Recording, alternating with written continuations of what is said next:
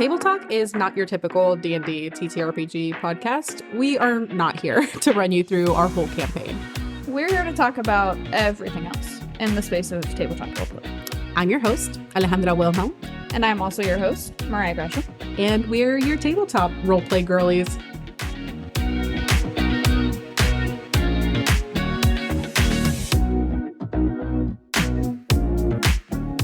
And we are live with another episode of Table Talk. Thank you. Hello. Thank you so much. You said just it like in a weird... You said it like the dog from Blue's Clues. I don't know where that came from, but okay. Welcome back to another episode of Table Talk with me, your host, Alejandra, and your other host, Mariah. The bluey dog. The bluey dog.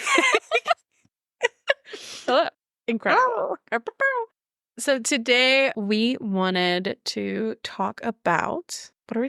NPC death. NPC deaths. I totally. There was a hot moment where we looked into each other's eyes and I forgot we were going to talk about. This is a great episode already. It's off to a strong start. Grand start. But no. Yeah, we wanted to talk about NPC deaths. Yes.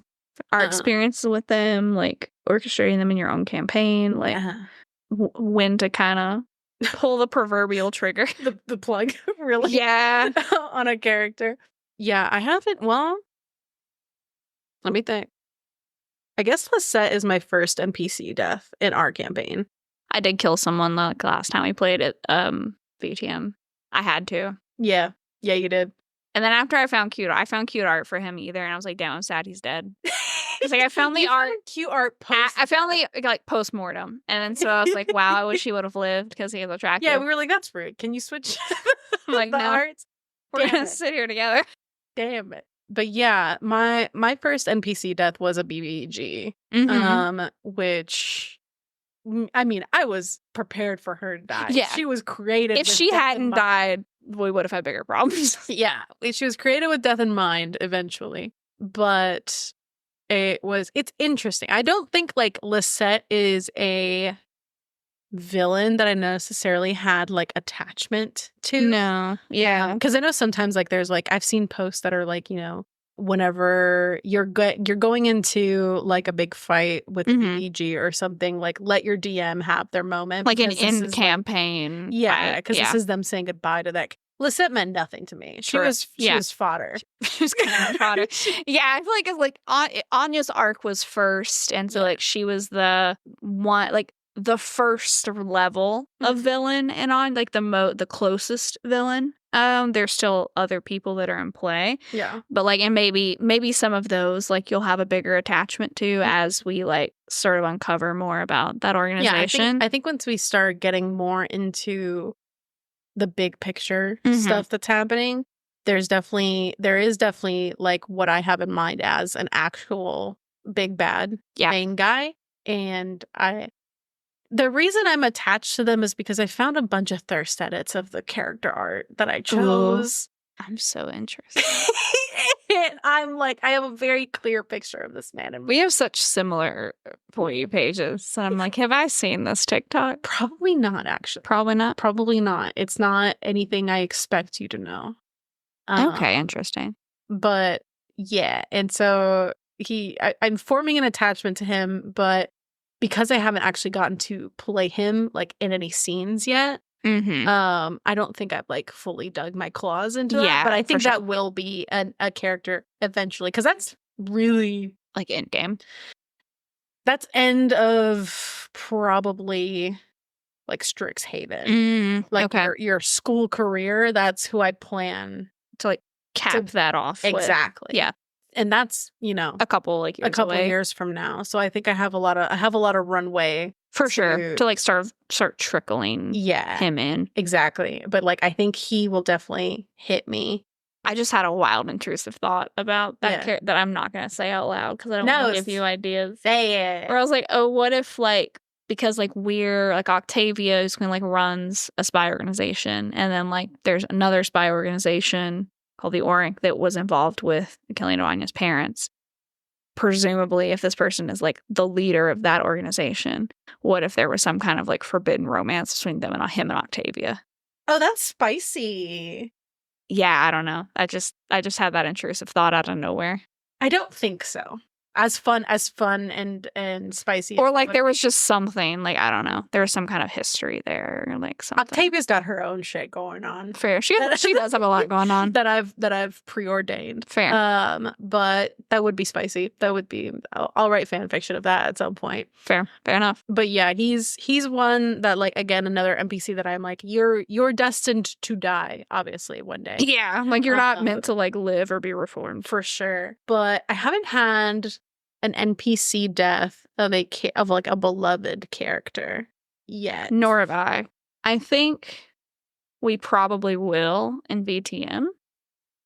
Just because I like using character death, whether it's like in a book or in like any kind of medium, as like I like using it and like for impactful moments, to make a point, to establish stakes. Like, I don't like to use it overly liberally. I like it to be somewhat of a surprise. Like when we had like Mickey, the guy that got murked by the Inquisition soldiers, like y'all weren't really attached to him. You had just met him, but like you're kindred. You have this of like this certain level of like big dick in the locker room kind of thing. And it's like, oh no, like there are other people that like mortals that absolutely are more than capable of killing you.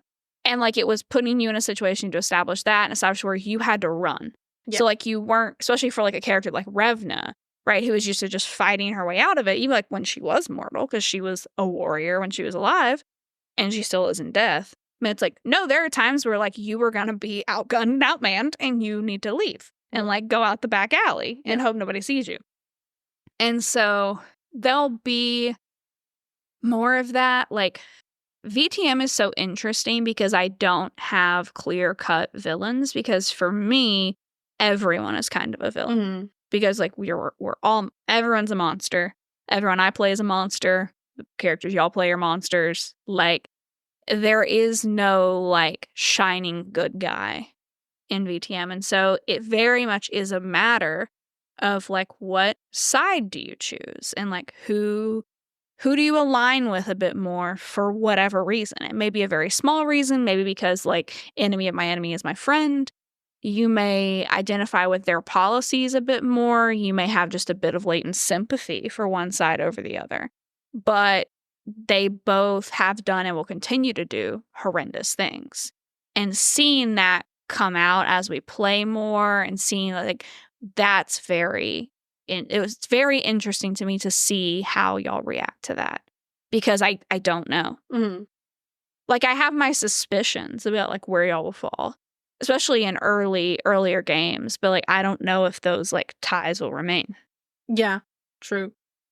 Yeah, I have my like our campaign with Strixhaven. Like, I've already like spoken about this with y'all. I don't know if I've said it on the I've said it a little bit, but like it's interesting going from being uncomfortable with like playing villains to starting to be a little bit more comfortable in being mean.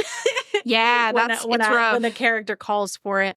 But I have toyed with the idea of like beloved NPC deaths again for illustrate, because like y'all have this vibe of like Strixhaven is a air quotes safe school environment, and that like, you know, as long as things happen on a campus, like you're pretty much good to go. Like, you're not gonna die there. Yeah.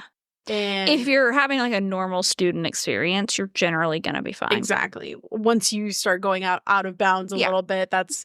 And so like my character specifically has like kind of been out here, so it's like, oh yeah, no, we can't. There's stuff that'll get you. There's stuff that will get you. But yeah, there is still like, I think, a level of security we all feel in like our bubble that's Strixhaven, like with our guardians and our family, like just the safety between like. It's an interesting space that I've painted myself into, because like, again, I've given you a lot of resources. You're all very rich Nepo babies from good families. You have ample NPCs with weight to throw in the game to be used. And so like, I've toyed around with the idea of like certain things happening that illustrate, obviously, because there's behind the scenes shit that's going on that you're starting to be more privy to. So it's like this the veil of safety is exactly that. Mhm. And there's obviously still shit that can happen within that veil of safety. And having those like shattering moments of like reality in someone that you thought like wouldn't ever like be just snuffed. Right. Yeah. And it's like, I'm interested to see, especially that with like Callista and Jack too, because I feel like the setup for Anya's character, like she was already pretty disillusioned. Mhm. And I mean, like, she's not without her own, like, you take certain things for granted, you know, right? Just because they're consistent. But I feel like she is aware. Yeah. More aware than like, she's more aware than she would have been if like she hadn't been kidnapped, like her family hadn't been killed, all that jazz. Exactly. But like seeing, like even with us being in this spy organization where it's like, oh, that's going to put us in some compromising positions. Where like we're going to have to pick some sides in a way that's going to be uncomfortable. Mm-hmm. And it's interesting for me to play, like, have my character in a spot where it's like, oh, I've already had to do an extremely uncomfortable thing. And so this doesn't feel as bad. It's like, yeah, I acknowledge that I'm drawing a line, but it's like, all right, fuck it, fine. Versus like when you're like, oh, maybe Callista has to take a side against her family. Mm. And it's like, that's big. Yeah. And it's like, that's going to put her in a compromised position. Yeah. Which I love playing in that area right now. But like, I have been toying with that idea because again, I don't think I've settled on who it'll be and when yet. Mm-hmm. But I do, again, it's one of those things that I'm just going to leave like on the shelf behind me. And when the correct opportunity presents itself in game, I'm just going to like slowly take that off the shelf and dump it on the table. We have so many NPCs, so that's terrifying. Yeah. Because there's much to pick from. But I do want it to have that effect of like, for the characters themselves, that realization of like, even with all the status, the money, the power, the air quotes, safety, like it can mean nothing. It can mean nothing. Yeah. Yeah. And it'll be very interesting when that kind of comes around and plays around. Oh yeah, there's some and I'm so attached to all the NPCs, so I'm like, I don't know who I want to give up. I don't know who I want to give up, but also it's gonna have to be impactful. It's gonna have to hurt for you as well. You can't be like, just this man that you talked to twice in class. Yeah, like, it's not gonna knock be him off. Little Timmy from the corner who sells newspapers. It's gonna have to be. Yeah, there's some that would be rough, buddy. Mm-hmm. Yeah. As far as like games that I've experienced, so I have a Kabara campaign in Eberron, and that one is a little rough and tough out there because we basically had to go establish a mining colony. So we had to venture out there with a group of people that we are protecting. So there's NPCs that we have grown to care about. Right. Yeah. And then once we're in the mining town, we're establishing shit and other stuff. And there's been times whenever, like we get fucking like raided situations or whatever. We're basically the only people in the town that can deal with stuff. Yeah. And so everybody else has like 2 HP and a broomstick. Yeah. So there is that feeling of like, it's kind of interesting because even the NPCs that we do not know by name, he's Carson, our DM for that one, has given us like a very interesting sense of responsibility. Yeah. For these people. So like the person that like runs the bakery or like the butcher or like the person that like makes the medicine, like whatever. Like they're still a part of the community. Exactly. And we've had moments where we're like, moments where we basically had a whole situation where there was like some kind of, it wasn't a changeling, but like a monster that could take on the shape of other people. Like a doppelganger? Doppelganger. I don't know why I was blanking on that, but it was like, it started as murder mystery, turns into realization that there is a doppelganger amongst us because the man who we found dead was seen like beeping, bopping around. And then we didn't know who the doppelganger was. Because they can turn into anyone. Yeah, and so like it's like in that part of Baldur's Gate where you're like, if it's another doppelganger, I swear to God. Yeah, having to deal with like the suspicion and like quarantining people. Yeah, like you're suspicious of your own party. You're suspicious of like everyone. Figure out what the fuck's happening. And like that was a whole thing. And I remember another point where So like our ranger he's currently tasked with teaching some of the younger people how to do ranger stuff and be scouts for the town so that we kept like more early warnings. Something, when shit's happening. And we left for a bit and came back, and one of our little guys that was a scout who's a Warforged buddy, he got like beat the fuck up by the rich dude's mercenaries because we had recently like been attacked by lizard folk, and like like his daughter got kidnapped amongst other people. And so because that guy was supposed to be like scouting, he blamed him. And so when we came back from, he just like blamed the closest person. And so when we found him beat the fuck up, I was like, time to murder this man. And everyone's like, I'm the assassin rogue. I was like, I could just be like, I was kidnapped in there by the lizard folk. I can sneak in there and gang them. Just like, I'll have my lizard husband kill him. Yeah, right. The irony will be great. Right. And so I was like, you know, we get protective, we get attached. Yeah. So anytime that there's a threat of death for these, or like, whenever all like half our like people got kidnapped and we went out there to go find them, it is that sense of like, no, we're responsible for these people. Like, you feel an obligation. They can't fight for themselves. No. And like when my girl got kidnapped, like early on, and the rest of the party was still in the mining town, I was doing like a whole separate role play with the DM about like my going out there. And there is a lot of like, when she found the other people from her mining town, she was like doing everything in her power to negotiate them on their behalf. Yeah. So that she could get them at least to return. At the cost of herself, because she's like, no, these are people that I'm responsible for. I need to make sure that she's like, I can at least defend myself. Yeah. Like if you put them in like a gladiatorial battle, they're gonna die. And so like we care so much about these like random NPCs in a mining town. So whenever we do experience like a death in that town, whether it's someone we actually don't know that much or it is somebody we have a lot of attachment to, it's super impactful. That's cool. I like that. I've never really had that experience, but that's cool. Yeah. I like that a lot. Yeah. It's definitely a good tool to throw at us, because then like it keeps us from doing a lot of bullshit.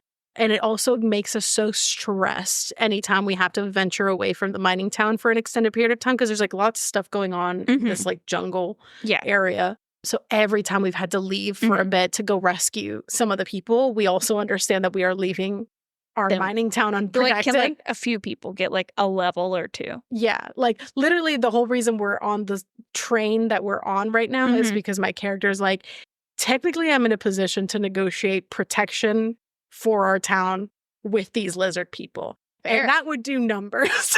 That would help. And I'm like, if it means me throwing ass on a lizard man, then I'll fall on that sword.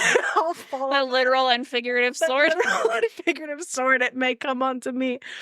But I'm like, hey, it means we don't have to worry about our people. Yeah. And like they'll be protected. And also, like the lizard folk like wouldn't be a threat. Yes. To it, which is like because they were. Yeah. Up until that, like the point of the war in negotiations. Yeah. It's either that or like, well, it's also like there's two different factions of lizard folk and they're at war with each other. And we've like established some trade with one. We're trying to negotiate protection from this one. So it's like, if we can just mitigate. We can like man in the middle. Yeah. Lizard wars. The lizard wars. But it is, the threat of that is much higher in this game that I've had in other places of like NPCs regularly being put in dangerous positions on top of NPCs that like we're all invested in them surviving, because also their survival is contingent with our success in this mining town. Right. So like it's all it's all like the house of cards. Yeah, I had like probably the closest experience I've had to that was like in the moment in Strixhaven when Anya and Cora went to go investigate meet Valentine at night on Witherbloom and got ganked by the corpse flower. And it's like, I genuinely was like, when I was playing Anya in that moment, I'm like, okay, she just needs to let someone know that she's going. So if she dies, someone can like get her body and resurrect her or like bury her or something, right? Just somebody has to know. And I was like, okay, if she tells Ambrose, she's not going to get to go. If she tells the party, now she's just endangering the party. And the party wasn't close at that point. Mm-hmm. And Summer was like telling her friend Killian, was like, okay, Cora is like the only one that is just down enough for nonsense and has been around enough weird shit growing up in the Night Court as the daughter of an archfey that it's like, hey, I feel like I can just tell you this and you won't freak out on me. And then you had Cora go with Anya. Yeah. Because she was the DM knew, hey, I made this combat. This was me hand of godding you. Yeah. Like, I made this combat for the whole party. Yeah. And you're going to go by yourself. Because the party doesn't get along, which is an interesting thing. So it's like, hey, if we were better friends, we'd all be here. But because we don't fucking trust each other, I'm going by myself. Mm-hmm. And so, like, we were in that position. And like, when you had Cora was hiding in the necklace and then came out of the necklace to help Anya, that scared me as player and I think Anya as a character. Because it's like, oh, her like friend could die. Now it's like, this is exactly what I didn't want to happen. Mm-hmm. But it's like, I just wanted a warning system of like, if you don't see me before daybreak, send in the scouts. And now we're in a position where, yeah, I might die. And then if I die, like, Cora's a warlock, so she's not the tankiest. Like, I'm a paladin. She can be like snuffed away with a stiff breeze. Yeah, I mean, like, she has powerful spells. She has some artifact stuff in her. Like, she has stuff, but she's not like, my character's the paladin and I'm getting my shit rocked. Yeah. So like, I'm in heavy armor. She's not having a good time. It's like, this is going poorly. And like, that was scary. And also it set it up well because like when you had Lisette come in and like intervene and Torchguard, like, we were so relieved to see Lisette that it really buried the lead very well for a bit because it didn't come around until like we started investigating more and like Anya decrypted that like note from her mom where she started suspecting Lisette more. Yeah. So it was just like, you're just so happy that somebody was there to like more so save her friend. Like, she was less worried about her own life. It was more so like, I don't want to have to go. I don't want my friend to die as well. Mm-hmm. And it's like that worked out really well. I think like having that beloved NPC be in danger did kind of help feed into you like being able to bury the lead a little bit and like have us not have like me not ask too many questions about like immediately at least like why there was a corpse flower there and like because it was just like we're having to deal with the ramifications of that and like she's riding on that savior complex for a minute. Anya's got to go on a confession tour and like go tell her guardian that she did a dumb thing and like try to it's a whole deal. And so there was a lot to get distracted with and sort of put us off the trail, which was well done. Yeah. Yeah. Throwing Cora in there, I was like, I need somebody to go with you. Somebody. Anybody. And once you were like, I'm going to go tell Cora, I was like, think fuck, because she will not let you do that. Yeah. And yeah, it was definitely interesting to play it out. And yeah, really, truly, she lived by the fact that I gave her magic items. Yeah, fully. And that's it. Like, yeah. She's the nepoist of nepo babies. Nepoist of nepo babies. But yeah, it's she was at that parent-teacher conference and the dude was like, why do you have forbidden artifacts? She's like, don't ask things that aren't your business. Yeah. Do you really want to go talk to my parents? Yeah, if my parents are here, you want to ask them? Absolutely not. But yeah, no, it's very, I'm like, as I've been learning to, get a handle on DMing and getting more comfortable with like more precarious situations and all that stuff, like putting those NPCs in danger more and like is a good tool to, and also like is a great way to make combat a little bit more dynamic too. Yeah. Because then it's like, sure, if it's just the party members, they'll just go hacking and slashing away. But if you're throwing in like hostages or like a civilian where you're like, and you're like, okay, we gotta meter out a little bit of our action economy to make sure that we take care of some of this. Yeah, business. there's another person that needs to be healed, or there's another like, you just have to be or expending your heals on an NPC versus a player. True. It's a very, very good tool. I'm trying to think if we've had other NPC deaths that were like really impactful. Yeah, I'm trying to think if we have any more either. I don't know if I can think of any, to be honest. There was some in Ravenloft, but like the girl who was like lady that was like running the town, that first town that like the first Dreadlord we fought was in like we thought she died and like her lover was gonna resurrect her, but like I think some of that of like we didn't spend enough time with those NPCs or like in that campaign. I say we didn't spend enough time. We played in that campaign for about a year. That's ironic to say. But like, yeah, we didn't spend enough time, I guess, with those NPCs, or those specific storylines didn't like progress enough to where we were like as invested. It is a lot that you have to kind of ride of like the people that you let your players get attached to, and then having to make the hand of God decision of when that NPC may or may not. Right. Yeah. Because then like you have to keep account of those characters. Yeah. Right. Where like if it's somebody like people that just kind of pass in and out, you don't really have to worry about them. But yeah, when it's someone that like a player character is attached to, then like you do on some level have to kind of keep up with like, well, where's this person been? Like, what are they up to? How are they feeling about developments? You know, and things like that. It adds more, which is like it's not a problem, but it's a different thing to account for, or a different like niche thing that may not happen all the time. Like you have in Strixhaven, I have as well with VTM, where it's like, oh, everything affects everything else. And so it's like it's a different sort of tab you have to have open in your brain to be like, okay, now that this has happened, where do characters A through H, you know, fall in line, stand now? Do you have any like favorite NPC death moments from like a TTRPG stream, a show? Like, let me think. I think one that I feel like hit hard a lot was Crown of Candy. Oh yeah, God, that whole series was rough, buddy. Rough. Yeah, because like up until then, Lepan got me pretty bad.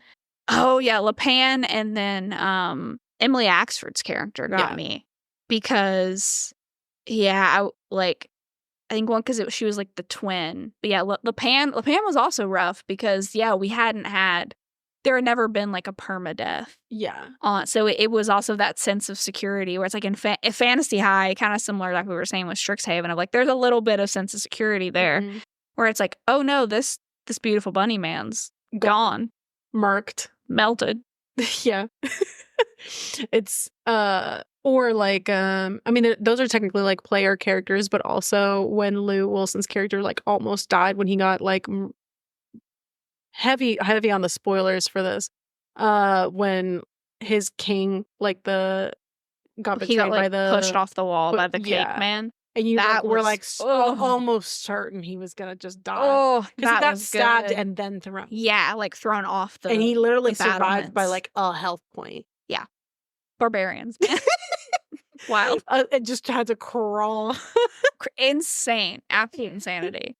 Yeah, but those I remember hitting me pretty hard. Not an actual play, but a system that I think is like really set up well for that kind of stuff is Candela Obscura. Yeah. Oh my gosh. So I'm gonna look one up so I make sure I quote it correctly. Yeah. But yeah, let's talk about Candela Obscura while I do that. No, yeah.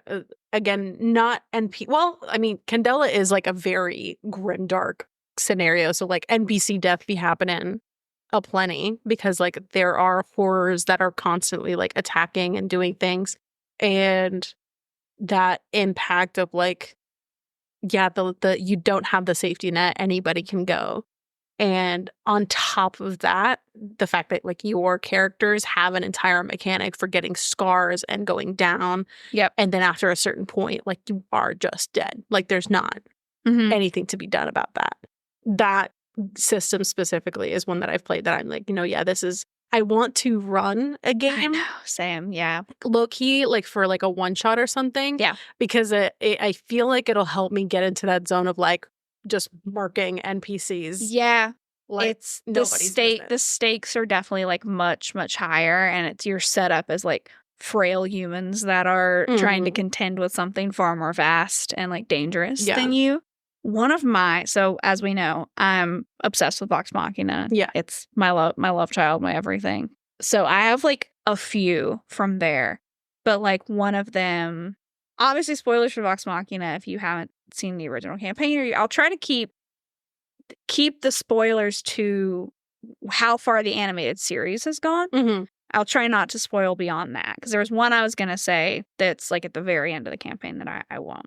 But in the Whitestone arc, or in season 1 of the animated series, when like Percy is going on his rampage, and oh god, I can't for the life of me, somebody comment and tell me who it is, but like one of the people that was orchestrated in Percy's family, and he like your soul is forfeit moment, and he just pulls the gun and shoots him in the face, and I'm like, that was fucking sick. It was sick when Taliesin did it in the campaign, and it went very, very well in the animated series. Also, this is not an NPC, but like the moment when Vax made the deal with the Raven Queen, the take me instead, that was exactly it's when I'm watching the animated series, there are certain like moments that I'm waiting to hit, like certain beats that I need, and they've been there so far, like, because I think, you know, the cast like loves those characters so much, and like so does the community. It's like there's so many good ones there where it's just like, ah, yes. The have you seen Calamity with Brennan? Yes. Yeah. That one to me popped the fuck off. Wild. Popped the fuck unhinged. Off. Insane. Unhinged behavior. Insane. Well, also like the fact that like you start that mini campaign knowing that they're all gonna die. I know. You start with it. It's like this all goes to shit. This is the story of basically the apocalypse happening, and nearly no one gets out alive. Yeah, which I love. And I've debated doing something similar to that with VTM. Yeah. So this is not like a big stream, but we played the Before the Storm. Before the Storm. Yeah. Oh my gosh, that was so good too. Jesus, that was so good. And like the one player that did die, unfortunately, that one was so like it felt very impactful. Oh yeah, the way that he went and narrated that, and like it was so good. Yeah, that's another great system for that, because again, that is similar in the sense of like, hey, you will likely die, because this is like it's a last stand, like kind of thing from this like seemingly unstoppable force. So it is basically like what you do with your kind of last night alive and going through those, and then the reckoning in the morning. Yeah. Which like I love setups like that. Yeah, that show was very, very good. Alrighty, and I believe we're coming up on time there. So thank you so much for joining us for another episode of Table Talk, and we'll see you next time. Bye! Table Talk is a podcast brought to you by Mythos Media Productions, bringing you a new episode every Wednesday, wherever you get your podcasts. Find us on Instagram and TikTok at Table Talk RPG, or check us out at our website, mythosmediaproductions.godaddyscites.com. All business inquiries can reach out to us via email at info@mythosmediaproductions.com.